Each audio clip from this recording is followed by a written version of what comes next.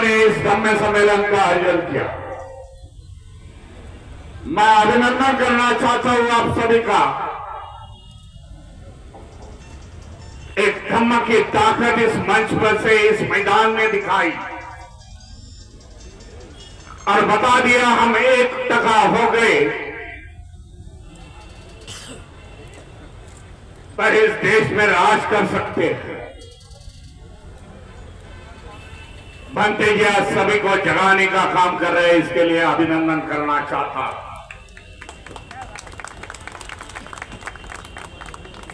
क्योंकि यह कारवा है जो बाबा साहब ने शुरुआत की इसकी,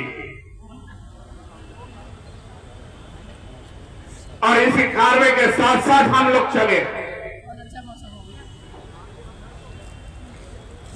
इसका सारा श्रेय हम बाबा साहब को देना चाहते हैं। बाबा साहब के साथ जिन्होंने महापुरुष आ गए, जिन्होंने समाज का उत्थान का काम किया, उनका भी स्मरण होना जरूरी है, मैं समझता हूं।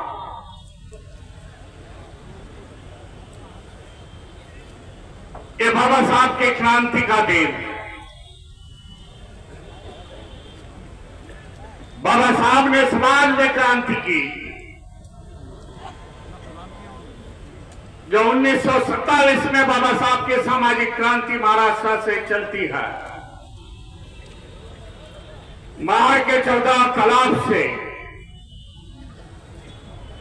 और आखिरी क्रांति समाप्ति होती है 14 अक्टूबर 1956 में, जहां बाबा साहब धम्म क्रांति करते हैं। जो क्रांति का सर्कल था बाबा साहब का, कि उनकी जीवनी की आखिरी क्रांति थी, तो क्रांति का सर्कल पूरा हो गया, वो धम्म चक्र बन रहा और देश में राज कर रहा। इसके लिए बाबा साहब के साथ साथ विचारों के साथ साथ हमें चलना चाहिए। समाज की शुरुआत हुई थी 0 से, 0 से। आज 61 वर्ष के बाद हम लोग आज शिखर तक पहुंच गए। ये बाबा साहब की देन है, जो बाबा साहब के विचारों के साथ चले। 1956 के साथ बाबा साहब ने दिया हुआ बौद्ध धम्म भगवान गौतम बुद्ध के विचारों पे चले, आज देश में आगे निकल चले। जो नहीं आए बाबा साहब की क्रांति में, हमारे समाज के बांधव, उनको आज प्रयास है कि वो क्रांति में लेके आने का। इसके लिए ऐसे प्रोग्राम की आयोजन की जाए। हम किसी की आलोचना नहीं करते।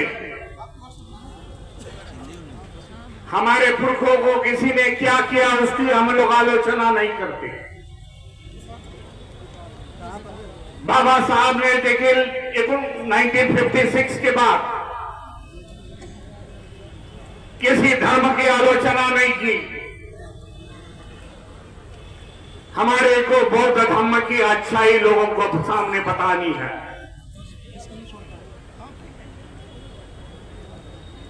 धर्म का समतावाद बताना है, करुणा बताना है, भाईचारा बताना है। जो आज दुनिया के 17-18 बौद्ध कंट्री है, देश है, जिन्होंने बुद्धवाणी बुद्ध के विचार अपनाए हैं, आज वो आगे निकल गए, हमारे से काफी आगे निकल गए।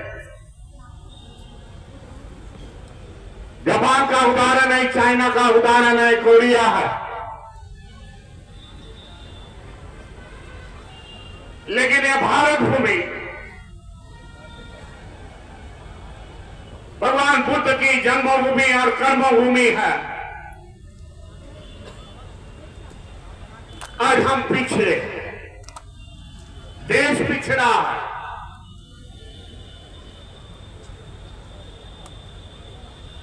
विषमता की संस्कृति में आज हम लोग हैं। ऊंच नीच की भाषा हम लोग करते हैं। उन देशों ने समता अपनाई, इसके लिए आगे गए। समता है, इसके लिए अमन है, शांति है। इसलिए हमारे को देश की प्रतिमा बदलनी पड़ेगी। विषमतावादी संस्कृति में हमें समतावादी संस्कृति लानी पड़ेगी और इसके लिए देश में बौद्ध धर्म का प्रचार और प्रसार होना जरूरी मैं समझता हूं। बौद्ध धर्म का महान इतिहास है इस देश में। हमें जान के लेना पड़ेगा बौद्ध धर्म का इतिहास क्या। हमें दूसरों को बताना पड़ेगा कि 1200 साल यहां बौद्ध राजों ने राज्य किया है। यहां की व्यवस्था, यहां के इतिहासकार कभी बताएंगे नहीं, लेकिन 1200 साल यहां बौद्ध राजों ने राज्य किया है। वो देश का स्वर्ण समय था, स्वर्ण काल था। 19 बौद्ध यूनिवर्सिटीज देश में थी। तक्षशिला थी, नालंदा थी, सांची थी, वैभवी थी। ऐसे 19 यूनिवर्सिटीज देश में थी। दुनिया भर से पढ़ने के लिए लोग आते थे। जब पूरे दुनिया में शिक्षण का अंधकार था तब देश आगे था। यह हमारा इतिहास है। आज भी हमारे पुरखों ने जो निर्मित की है इस देश में, जो नेशनल हेरिटेज है, इंटरनेशनल हेरिटेज है। हमारे चैत्य है, गुम्फा है, स्तूपे है, पूरे दुनिया में नहीं देखेंगे लेकिन भारत में अपने को देखने को मिलेगी। आज कई लोगों का उस पर कब्जा है। भारतीय बौद्ध महासभा उस पर काम कर रही है।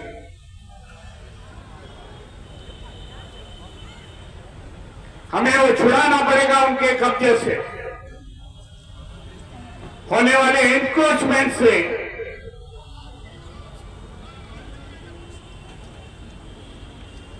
बिहार का हमें महाबोधि विहार हमें कुछ ना करनी पड़ेगी, क्योंकि वहां के ट्रस्टी हिंदू है।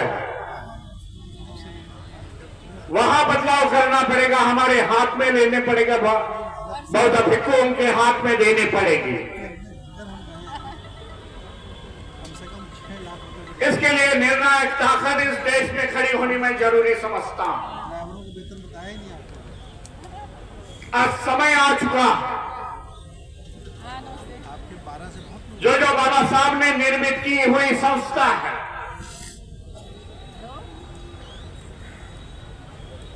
निर्भुत सोसाइटी ऑफ इंडिया, समता सैनिक दल है, राजनीति की पार्टियां हैं, उनको आगे लेके जाना हमारी जवाबदारी है मैं समझता हूं। कई संगठन इस पर काम कर रहे हैं, मैं उनको भी अभिनंदन करना चाहता हूं, बधाई देना चाहता हूं। लेकिन एक बैनर के नीचे आना जरूरी मैं समझता हूं, तो हमारी ताकत दिखेगी।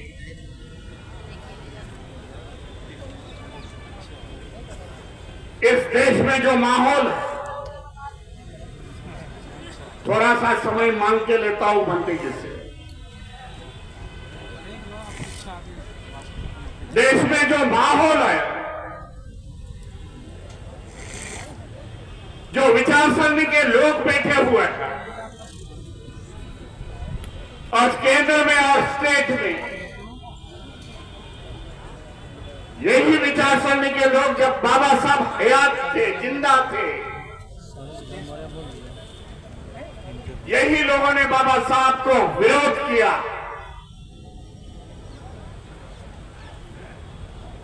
बाबा साहब के क्रांति को दबाने की कोशिश यही लोगों ने की है। वो नहीं चाहते कि बाबा साहब की जनता ऐसे खुलेआम आगे निकल जाए हमारे से। ये धोखा मैं जानता हूं, आप भी जान लिए क्योंकि आप पढ़े लिखे हो। हमारा दोस्त कौन है, हमारा शत्रु कौन है? शत्रु मैं विचारों का बोल रहा हूं। एक पहचानना बहुत काफी जरूरत है आज के दिन में।